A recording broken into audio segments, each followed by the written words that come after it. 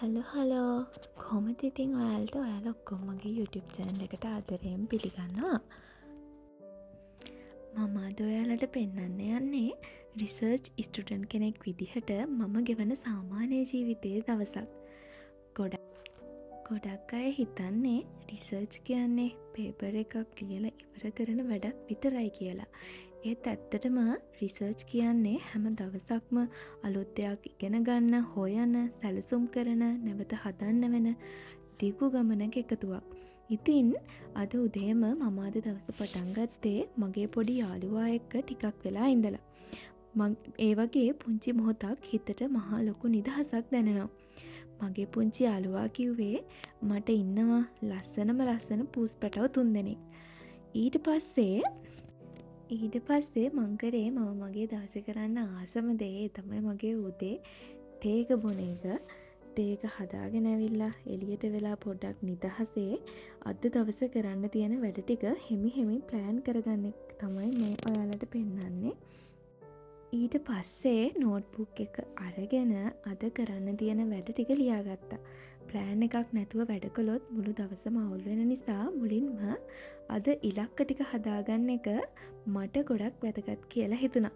අද කරන්න තියෙන්නේ රිසර්ච් පේපර්ස් කියවන එක. ඒක තමයි අද මට කරන්න තියෙන ලොකුම වැඩේ. ඊළඟට මට නෝට් හදාගෙන ක්වෙස්චන් එකක් හදන්න තියෙනවා. ඒක තමයි මේ දවස් ටිකේ තියෙන මට කරන්න තියෙන ලොකුම වැඩේ.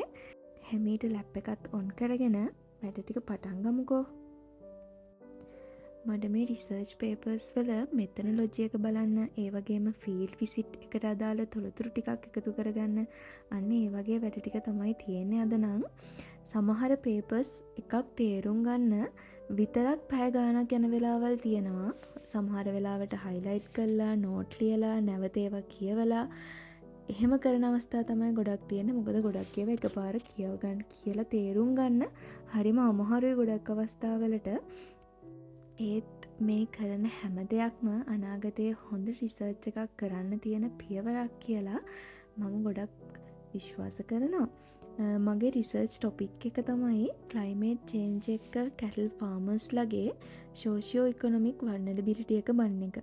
ඒ නිසා ගොඩක් ආටිකල්ස් කියවන්න, ප්‍රීවියස් රිසර්ච් බලන්න, ඩේටා එක කම්පෙයාර් කරන්න වෙනවා. සමහර වෙලාවට එක පේජ් එකක් කියවලා ඉවර වෙද්දී තව ප්‍රශ්න 10ක් හිතට එනවා. ඒත් ඒක තමයි රිසර්ච් වල ලස්සන. හැම දවසෙම අලුත් දෙයක් ඉගෙන ගන්න පුළුවන්. එක රිසර්ච් පේපර් එකක් කියවලා ගන්න අදහස සමහර වෙලාවට තව රිසර්ච් පේපර් එකක් කියවලා ගන්න අදහසට සම්පූර්ණයෙන්ම වෙනස් වෙන අවස්ථාත් නැතුවම නෙමෙයි. මේ බලන්නකෝ කාගේද මේ YouTube channel එක කියලා. ඔයාලා ඔක්කොටම ආදරෙන් ආරාධනා කරනවා මගේ channel එක subscribe කරන්න කියලා. මාත් එක්ක දිගටම එකතු වෙන්න කියලා ගොඩාක් ආදරෙන් ඉල්ලනවා.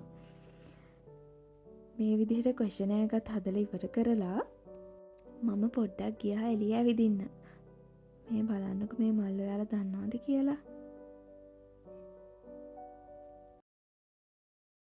मनलोल रंग सेना हदेसियम वदहरा नवतिलाने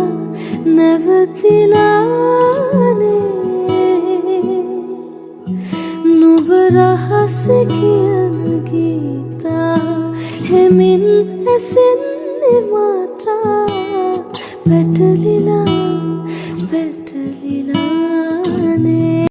ඇත්තටම යුනිවර්සිටි ලයිෆ් එක කියන්නේ අසයින්මන්ට්ස්, ප්‍රසන්ටේෂන්ස්, එක්සෑම්, රිසර්ච් විතරක් නෙමෙයි.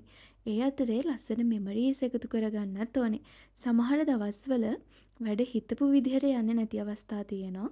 පේපර්ස් හොයාගන්න බැරි වෙනවා, ඩේටා හම්බ වෙන්නේ නැහැ, සුපර්වයිසර්ස්ලකින් කමෙන්ට්ස් වලින් ආයෙත් මුලින් ඉඳලා හදන්න වෙනවා.